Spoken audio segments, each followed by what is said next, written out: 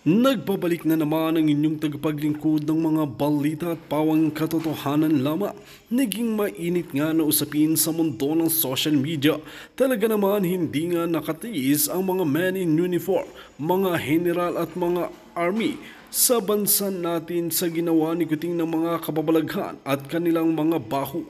Ngayon nga ay hindi natiis ng mga general at iba pang mga men in uniform na talagang isiniwala ang baho nga ni Kuting ng Norte or BBM sa Malacanang. Dito nga natin makikita mga kaibigan na talamak na nga sa bansa natin ang mga pulburon na pinamumunuan mismo ni Kuting ng Norte at Liz Satanas. Kaya naman talagang nagulantang sila nung nagsalita na ang mga men in uniform na ito, mga general, dahil ayon sa kanilang mga statement ay hindi na nga nila kayang tiisin pa na tinitingnan na naghihirap ang bansa natin sa kamay ni Kuting ng Norte dahil hindi niya inaaksyonan ang mga pulburon sa bansa natin. Ang nakakalungkot dito mga kaibigan, kaya pala hindi inaaksyonan ni Kuting ng Norte ang problema at pulburon sa bansa natin dahil siya pala mismo ay gumagamit at protector at mastermind ng mga pulburon. Kaya pala hindi niya pinupuksa dahil ito ang kanyang kagustuhan. Banat nga ng maraming netizen na ito ang kanyang plano mula noon para pag siya ang naupo ay magiging polboronic at krimen ang bansang Pilipinas. While mga kaibigan, para nga sa karagdagang impormasyon, panoorin natin ang buong video. At kung bago ka pa lamang sa akin channel, huwag kalimutan i-click ang subscribe button at notification bell para lagi kang updated sa ating mga bagong video. At para sa sulit viewers natin dyan, maraming salamat sa walang sawang pagsuporta. Huwag na yung gera, no? Yung gera, nakakatakot yung gera eh. Pero next vlog, talakayin ko yung biblical perspective ng gera sa Israel. Kasi yung Biblia naman, di naman ginawa para sa Pilipinas eh, no? Para sa buong katauhan na. I think regardless of your religion eh, no? Is a guide, no? So, maganda, nice to know na merong ganon. And then, maraming interpretation kasi. So, dasalan ninyo kung ano magandang interpretation. And then, for my part, sabihin ko lang sa inyo yung tingin ko, pagkakaintindi ko. So, let's see kung paano. Next vlog yon, next na ano. Ngayon, ang gusto kong pag-usapan is yung mainit na good news. Good news. Malapit nang matapos ang katapusan ng war on drugs. Malapit na. Malapit na matapos kasi nakahuli ang ating PNP at PIDEA at sila under BBM administration at DILG ng pinakamalaki na drug haul sa buong history ng Pilipinas. Almost 2 tonelada, 13.3 billion worth. Laman ngayon ng social media, yung mga batikos, kaliwa, kayo naman. Grabe naman kayo, batikusin nyo ng batikusin. Kawawa naman, butang-buta na nga eh. Tapos yung patapi ko, no? 13 billion. Okay, marami na marami na akong haka-haka dyan eh. So, pinag-usapan ng mga vlogger, no? Okay. So, I'll try to fill in the gap. Kasi marami naman na nagkukwentuhan eh. So, kung ano na lang yung from the point of view ng isang operative. No? Isang operative. Or kung gusto niyo from the point of view ng isang drug lord. From the point of view ng isang drug lord. Oo nga, no? From the point of view ng isang drug lord. Okay. May mga parokyano na kagad sa tindahan, ah. Maraming salamat sa inyo ha. Magandang gabi. Maraming salamat sa mga like. Ay, may nagpapadala pa ng pangkape. Maraming salamat sa inyo. Maraming salamat. Maraming salamat. Like, share, subscribe. Maganda yung like kasi natatabunan yung mga walang yan na mga troll eh. Nakita ko, tinitignan ko, ang daming dislike ng mga troll. Inayupak ng mga ano yan. Pinabababa yung yung average eh. Maganda ma-maintain yung average na 99 para because yung ano ng YouTube, yung tawag dito, yung algorithm niya, pagkabataas, pumapasok siya doon sa recommended na video. Okay? Yun pala yun. So, 13.2 billion, almost 2 tons worth ng 2 tons na timbang ng shabu ang nahuli. Hindi operation. Walang yan. Hindi operation eh. Chance na checkpoint. Okay. So, paano ba maganda yan? Marami na kasi mga kwento-kwento sila, no? Mga vlogger. Panoorin yung kay Jojo de Guzman. Maganda yung analysis ni Jojo de Guzman. Yung kay Maharlika rin, sapul na sapul ni Maharlika yung gusto ko sabihin din, eh. No? Sabi ko na nga, ayoko nang, wag na akong mag-live. Kasi nakuha naman ni Maharlika din yung iniisip ko na, no? Pero okay na rin. At least you heard it from me. Now, you're hearing it from me. 13.3 billion. Okay, ano ba yung sinulat ko ditong guide ko para sa inyo? Okay. Malapit nang matapos yung drug war na yan kasi kung ganyan ang ganyan yung diskarte ng BBM administration, kung ganyan ang ganyan na bobo yung drug lord, drug syndicate, mauubos sila. Mauubos sila. Putragis yan. Panahon ni Duterte, grabe operation nanlalaban no? So, in a nutshell, in summary na kagad ako, yung operation na yan, peke yan no? Peke, ginagago tayo ginagago kayo no? Sorry sorry.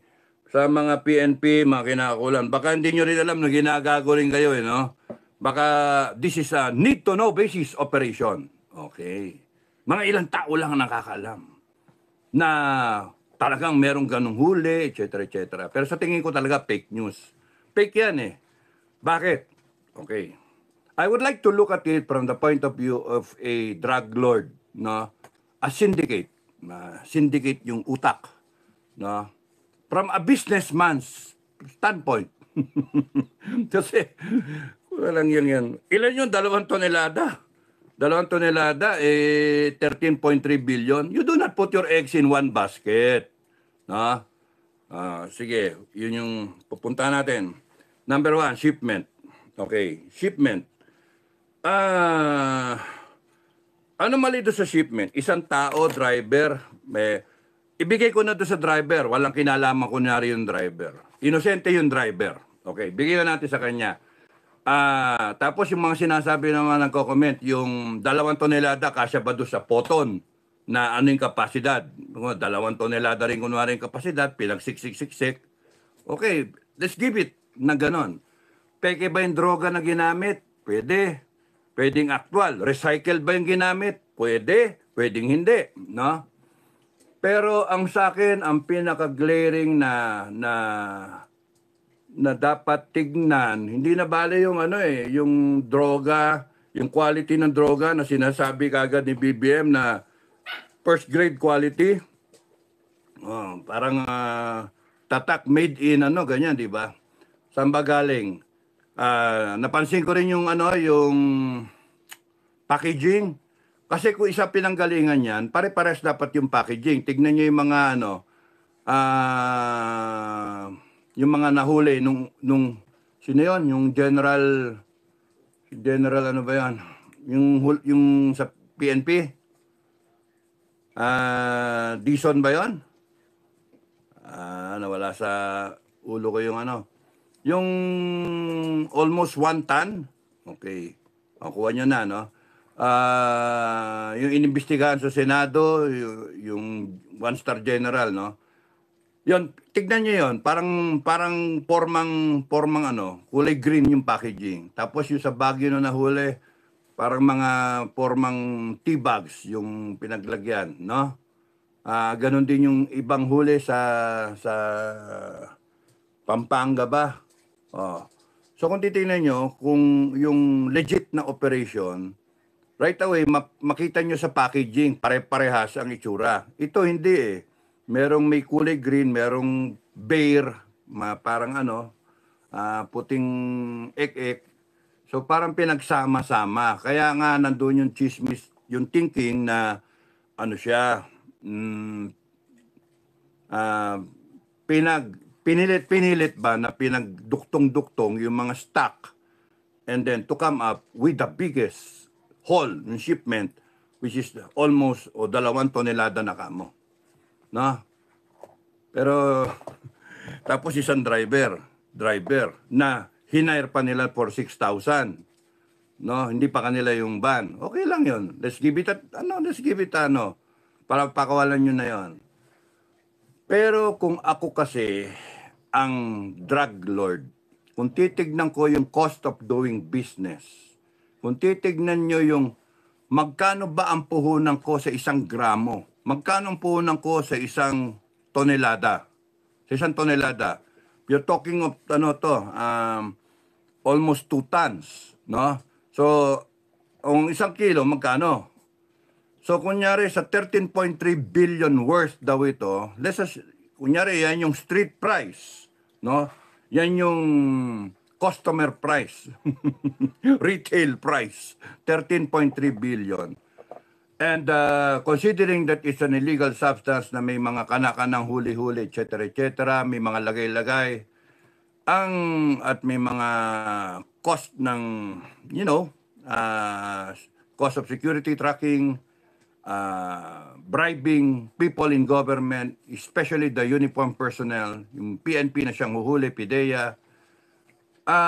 Let's say, kunyari, separate mo yung cost ng product mismo, nasa, sa 13 billion, palagay mo na, safe bound to say, 2 billion yung worth ng produkto. 2 billion. Kasi definitely, yung droga, ang laki ng profit niyan. No? Kasi in demand in demand, illegal. So, palagay mo 2 billion. And then yung cost ng bribing, they can pay 100 million sa isang kunyari sa customs o kaya sa port of entry, no? Either customs, coast guard or whatever, they can pay people, they can pay law enforcement. How much more money? So meron kang tinatawag ng yung cost of product and cost ng operations. Yung operations, pagka pumasok na siya sa port of entry, no, ita-tracking mo na siya, securing it, and then lalagay mo na sa mga safe houses mo, and then for distribution. So cost of operations, lahat-lahat, abutin mo siguro another 1 billion or 2 billion na rin kamo. So 4 billion. Punto. If I am the drug lord, kung ako yung businessman, from the point of view ng business, malaki yung pinag-uusapan natin pera. Malaki investment ko. Kung 2 billion na lang kamo, Diyos mio, 2 billion, ilalagay ko sa isang tracking na walang kasama. Stupid Stupid. Kaya nga ang dyan, at the very least, no? Kaya nga ako nagbabayad kunyari ng mga general. Hoy, baka may sabihin ako drug lord, hindi ako drug lord. Operator lang ako, na intel operator lang ako. I'm looking at it from the standpoint ng ng military standpoint, no? How people operate. Know thy enemy. Sun Tzu, know thy enemy. Okay? So, kung ikaw yung drug lord, you have 2 billion na naipasok dyan, at least 2 billion o kaya 4 billion, you do not ship 4 billion in one setting. Kasi yung 3 billion, yung 13 billion na yon, that's the selling price na, street price. So kung titignan mo, ang laki ng cost, ang laki ng ang laki ng value, street value. Pero kung titignan mo yung cost of doing business, kunyari 4 billion, easily na ipasok mo na dyan, puhunan mo.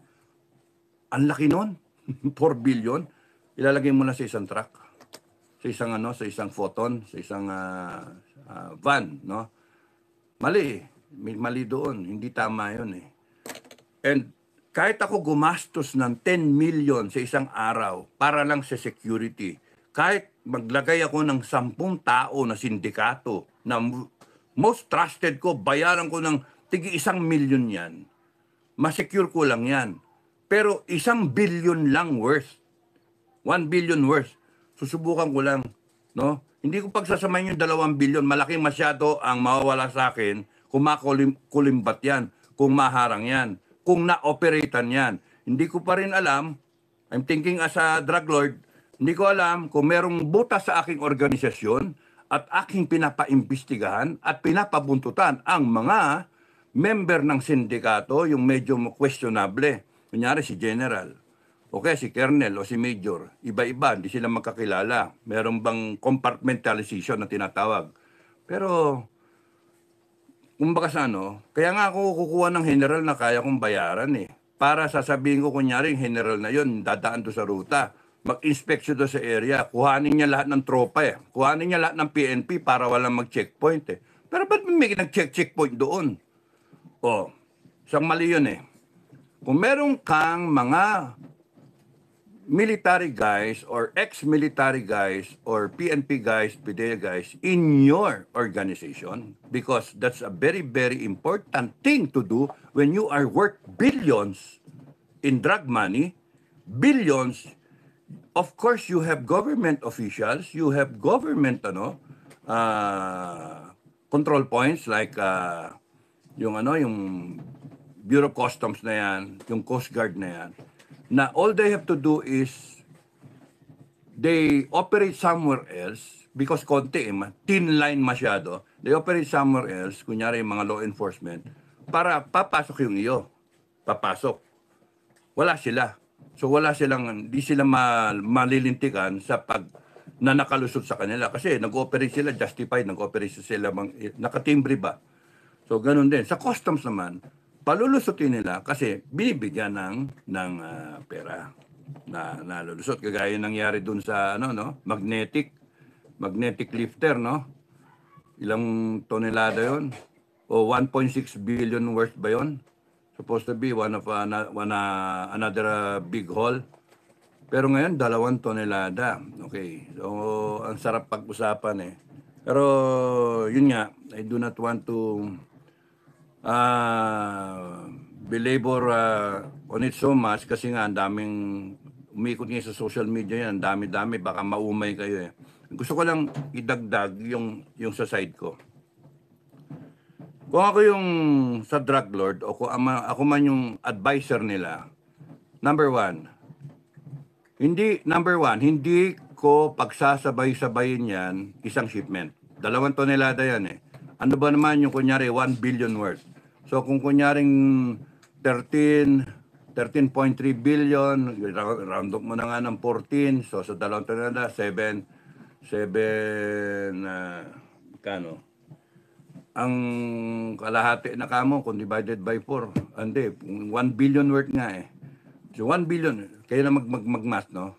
Parang tulog yung utak ko. 1 billion worth, yun lang ilalabas ko. Kahit tapunan ko yan ng 10 million sa shipment, kahit 20 million, o kunyari tigwa 100,000 lang yung tao, bonus, 10 tao. Is it safe? Isang 10 tao? Ilang sasakyan yun? Kung tig-apat sa isang sasakyan, siguro 3 sasakyan. 4 na tao, 4 times 3, 3 sasakyan. Okay na. Isang driver, merong katabi dito yung driver, may kabady siya, may 2 back rider. Okay na yan kung kotse. Meron pang motorcycle rider. Advance party. Titignan kung malinis yung kalsada, may walkie-talkie siya. They can communicate o kahit text lang. Pinaka-the best yun, may earplug pa rito para siyang Grab. Sana pinag-grab na lang nila, no? Kaysa pinag-ganyan na lang, no? Pina-shipment pa, no? So, ang punto, may motorcycle rider ako. Akong titira. Motorcycle rider, dalawa up front. Magkabady yon. May sasakyan, isa. Yan, yung parang lead scout. Sila yung trailblazer. Para safe. Sasabihin nila, 1 kilometer away o 2 kilometers away, whatever. Oh, safe. Kundi kaya, merong checkpoint dito. Paano yon? So, mag-ooperate na. Kung may checkpoint dyan at kaya nilang bayaran yon, babayaran nila. Alam niyo ba yung mga nagche-checkpoint? Yung nagninegosyo ng isda, ng mga pruta, saging, yung mga nagtatracking ng mga ano, automatic na yan kung 14 na checkpoint ng dadaanan, bawat isa meron nang nakahanda na ibibigay. Pang kape o pang ano, pang prutas. Kahit sabihin sa itaas bawal, pagdating sa on the ground, makita mo dumadaan, ayan na yung may 1 kilong isda o isang kilo na hipon o whatever, bangus, whatever. Basta yung nagtatracking. Gulay, ganun din. Yun ang Pilipinas ganun ang Pilipinas So, hindi natin na hindi maano Pero ganun yung on the ground. So, kung hostile yung checkpoint sa kanila, kasi nga kriminal Kung hostile ang checkpoint sa inyo at hindi mo kilala to, kasi kilala mo yung NCO dyan Obvious naman yung mga sindikato, kilala nila kung sino yung mga head So, either na merong pre-arranged na coordination na may dadaan. Kaya nga napaka-risky na 2 tonelada papasok mo 13 billion worth, tatayaan mo yung ganun. Unless na yung 2 tonelada na yon is only 10% ng talagang shipment. 20 tons. So yung consumption rate ng market, ilan ba na serve ng ng 2 tonelada, ilang Pilipino? Kung 1 gramo ang isang customer, ilang gramo ang isang kilo, tapos 1,000 at 2,000 na kilos. So yun yung tao. Okay? So, pwedeng lang yan, pahuli. Pero hindi Kung ang punto iba-iba yung packaging at iba yung quality, iba-iba at parang masangsang na, yung parang sira na, reject na. So, parang na-stuck yan ng matagal tapos nire-recycle lang ngayon para ipakita na merong accomplishment. It can be done also. So, I would like to look at it from the point of view ng operations na something is not right psychologically, physically, militarily, operationally, na ilalabas mo yung 2 tonelada, 13 billion worth, nakataya ka kunwari kung meron kang 2 billion o 4 billion, kung 2 billion, hindi ka na basta-basta. Kung 2 billion yung nakataya mong pera, ikaw yung sindikato, hindi ka papayag. How much more kung 4 billion o 6 billion yung nakataya mo? Hindi kasi natin alam yung downstream na mga gastos. Pero I'm just assuming, kahit 1 billion, hindi mo basta-basta 1 billion itatapon mo sa isang kalsada na isang sasakyan na walang unescorted. Kahit ako, 1 billion. Alam nyo ba yung bangko, 2 milyon dala-dala ng armored car? 2 milyon. Alam ko yon because once upon a time, nag-withdraw ako ng 2 milyon sa Citibank. May deposito akong 5 Wini-withdraw ko yung 2 milyon. Pinaghintay ako 1 oras. Pinaghintay ako 1 oras. Citibank yan, ha? Ang sabi sa akin, kulang daw yung pera nila. Mauubos daw. Kasi 2 million lang daw yung nila, yung standby for any specific day. So nag-withdraw ko bigla ng 2 million unannounced. Sinisisi pa ako, dapat daw, tinawag ko. Sabi ko, teka, pera ko yun ba't ko tatawag sa iyo? May I request permission na withdrawing ko yung pera? Mga loko-loko. Kaya nga, sabi ko, gaano? Sir, mga 1 oras. Bakit 1 oras? Sir, mga galing pa yung pera from Central Bank. Tapos nun, iyahatid ng armored car. 2 million pesos. Ito 13 billion worth. Papatay ang tao, papatay ang sindikato para hindi mawala yung pera na yan. No, yung worth na yan. And these people in government, BBM, DILG, and even the PNP there, PIDEA, they're just pulling the people. They don't know shit kung paano mag-operate ang drug syndicate. Pagka pera na pinag-uusapan, eh, ano siya? Hindi basta-basta. Papatay talaga yan. Tapos sasabihin, pinagmalaking hole ito. Walang namatay. Wala. Hindi nagkabarilan. Eh, kaya nga, lalong kala questionable. Questionable. Sabi ko nga sa inyo, if I am the security guy, operator, automatic yan, may motorcycle rider ako, dalawa, kaya nilang depensahan yung sarili nila, may granada yung mga yan, kaya nilang makipag-shoot out, because ako, drug lord, sir, kailangan namin ng 100 granada. Bili kayo, sige. Kailangan namin, sir, ng panay pistol, mga ganon. Tapos shoulder strap para madaling kunin, etc. etc. Kailangan namin ng mahaba o kaya submachine gun. Sige, sige, bilhin lahat yan. O kaya ipasok natin. May kaibigan akong may diplomatic passport. Pwede ipa. Mga ganon. They can do that because it's drug money, no? Na nagsasalita. Okay, so may sasakyan, pagka sinabing delikado, hindi natutuloy yung shipment. And mind you, just 1 billion. No? Not more than 1 billion. So yung 13 billion worth na yan, you're talking of mga 6 o 7 na shipment. Sige, force mo 6. 6 na lusot. Pero kinakailangan na kinakailangan na ng natin, ng market.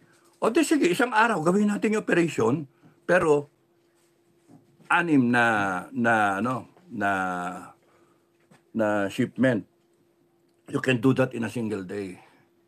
Kahit nga every 15 minutes labas eh. So pagka nagkahulihan, hanggang doon na lang yon. Lusot na yung iba. Lulusot yung iba. Kasi magkakatimbrihan eh. Kaya magkaroon ng enkwentro. Yun ang inaano ko, bakit walang escort eh. Kasi automatic yan eh. Kung ganun kalaki, dapat meron kang forward na security, meron kang backup security sa likod. Kaya nga sa akin eh, minimum 3 sasakyan eh. Tapos may motorcycle rider. Kaya ang mga tao, pagkakasyahin ko na, mga yan eh. Kaya 12 tao, pwede na. 12 hanggang 15 tao involved. So kung tiko 100,000, ang bayad mo do sa tao, bonus for a single day na trabaho, matino na trabaho, that's only 100 times 15 o 10 o 1 million hanggang 1.5 million. Kahit gawin mo ng 2 million. Kahit gawin mo ng 10 million. Because ang pinag-uusapan dito, yung puhunan ko na kunyari ilalabas ko, yung 1 billion worth muna. Hindi ko ilalagay sa isang delivery van yung lahat na 13 billion worth na yon. That's the point, no? Kung magkaenkwentro, meron pa akong natitira na 12.3 billion worth. And then I'll think of another way of executing the transfer from one point to another point. Matagal na ako masyado doon.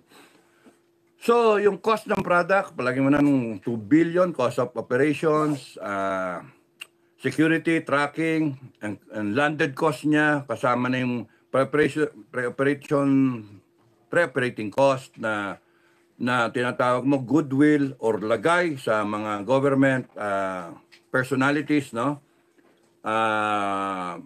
Kahit kayo makulong, may sasalo doon sa legal, no?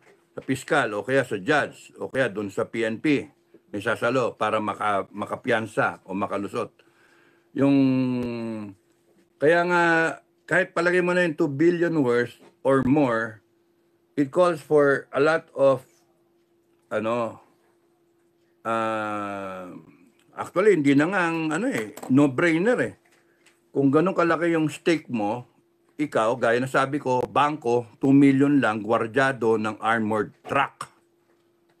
2 million lang pesos. Wini-withdraw ko.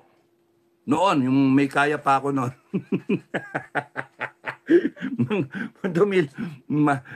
Dati noon, babayad pa ako ng tax, 500,000 plus no? Pero ngayon, hindi na. Na ako, jobless, wala akong trabaho. So, ang doon, buti na lang si Mrs. may pe-pension si Mrs. So, kung kunyaring yung 2 million pesos, inaano ng bangko, gwardyado, ilan yung nakabaril na ngayon, shotgun pa ngayon, automatic weapons na sila kasi na ngayon may mga permit na eh. I cannot just imagine 13 billion worth. Isang tao lang ang kasama, di pa kasama sa organization. Inosente pang tao. Stupid. This government is pulling us. Yun yung sa akin. Pulling. No? Pulling our leg. So, kaya mo maglagay ng 100 million eh. Sinulat ko rito eh. Parang goodwill. Kaya nga, okay lang yung mag-spend ka ng 10 million for tracking and security in a single given day, kung gano'n ang takbo. Ako, willing akong gumastos ng 10 million, 20 million, para lang safe and sound yung investment ko na 13 tons, 13 billion worth. Mariosep, 13 billion. Either na bayad na yan, binayaran ko yan ng 2 billion na kunyari cost of product o 4 billion na yung nakomit kong pera dyan. Or, ano lang yan, gentleman's agreement from one drug lord to another kung saan galing siya. Abroad daw galing eh. Again, punto. Paano yun na makagad na abroad? Hindi pa kagad nasusuri tapos kung ano nung pinagsasabi nila. Mali nga eh. Tapos nun, kung nakautang ako dyan, kinakailangan lalo na protektahan ko yan. Kasi utang pa. Mukha ko nakataya na sabi ko, pagka nabenta ko na yan, pautik-utik, babayaran kita. Sila naman kasi, produce sila ng produce, gusto nila mailabas din, okay lang kasi nakaano sila, part ng cost of doing business, may mawala. Kasi nababawi naman nila kasi 100% naman ang tubo. No? Malaki ang tubo. Chemical lang naman yan eh. Saka mura ang labor. Di ba? So timpla lang sila ng timpla. To market sila ng market. Kaya nga the worst. So, ay nako. Bakit kaya mo ilalagay yung itlog mo sa isang basket? Kaya nga dapat nga 1 billion lang eh. 1 billion. Malaki na yung 2 billion na shipment. Malaki na yun. 1 billion, okay na yung 1 billion. Tapos nun, okay, so diniscuss ko na yung the way it should be done. Kung kahit nga isipin nyo, bala ng AFP isipin mo, bala ng AFP o payroll ng mga kumpanya tumatawag kayo ng armed escort eh. Kunyari yung sweldo ninyo ng 15-30 o ng isang buwan, i-deliver yung pera o kung nasa mining kayo o nasa kung saan kayong parte ng Pilipinas na medyo delikado, pwedeng ma-hold up yung payroll. Meron kayong armed escort. 13 billion. Walang escort. Grabe. Okay. So next point. Wala bang intel yan? Kung walang intel, kaya kita mo talaga na siya. All the more dapat hindi nagpa-press conference ang presidente ng Pilipinas, DILG at PNP, PIDEA. Bakit? Wala nga kayong intel eh. Chamba eh. Kasi lang siya eh. Regular checkpoint dumaan. Regular checkpoint. Imagine that. Kaya nga, scripted eh. No? Either alam nung humuhuli o hindi. Ang punto na, ang punto, nahuli. Yun yung palabas ngayon, nahuli. Tapos nun, ina-account ngayon. So, bakit wala nga escort? Tapos nun, dumaan sa checkpoint, nagpahuli. Walang barilan man lang. Walang kasama man lang yung driver na isang trusted na who will shoot it out. Who will dictate to the driver what to do. Kaya nga palpak eh. Ang worst is, bakit nag-press conference, presidente pa ng Pilipinas na nagpa-facilitate ng conference, sasabihin pa doon sa mga media, huwag niyo yung tanungin to, itong nanghuli, huwag niyo yung tanungin kasi meron pang mga investigasyon. Gago! Dapat yan walang press conference eh. Bakit? Kasi ang daming dapat tanungin. Saan nang galing? Paano niload yun? Paano mo na hinire? Are you a regular customer? Kaya ka hinire yung van mo. Are you a regular? Is that person a regular customer? Sino siya? Ano pangalan niya? Taga saan siya? Saan mo dinala yung sasakyan mo? Paano siya nag-load? Ilan yung nag-load? Kilala mo ba? May sketch mo ba yung mga mukha nila? Anong tawagan nila? Anong pangalan nila? Ano yung building? Saan yan? Yun yung pinanggalingan. Yung pupuntahan. Tapos magpapa-press conference kayo, mga loko-loko. Diloloko nyo tao Stupido. Bakit nyo papa-press conference kayo? Talagang alam nyo, walang operation. Kagaguhan Yun, nanloloko lang kayo Tapos exactly twice nung unang, yung nahuli kala Domingo, General Domingo. Naalala ko. Na yun, 980 kilos. Ngayon doble. Pinapalabas yung pinakamalaki na hole na walang patayan. Talagang tinitira ninyo. Ang effect niyan, si BBM, na hindi siya durugista. Lumalaban siya sa droga. Yan yung image na gusto niyo mangyari. Number 2, yung drug war ni Duterte mali. May patayan. Kasi ito, pwede naman magkaroon the biggest hole in the Philippines history, walang patayan. Walang namatay. Kaya parang patama kay Duterte na yung drug war ninyo, gago. May patayan, daming pinatay. Kaya nga yung ICC, kating-kating pumasok dito yan ito nyo yung aming drug war, walang namatay. Tapos nun ano ba?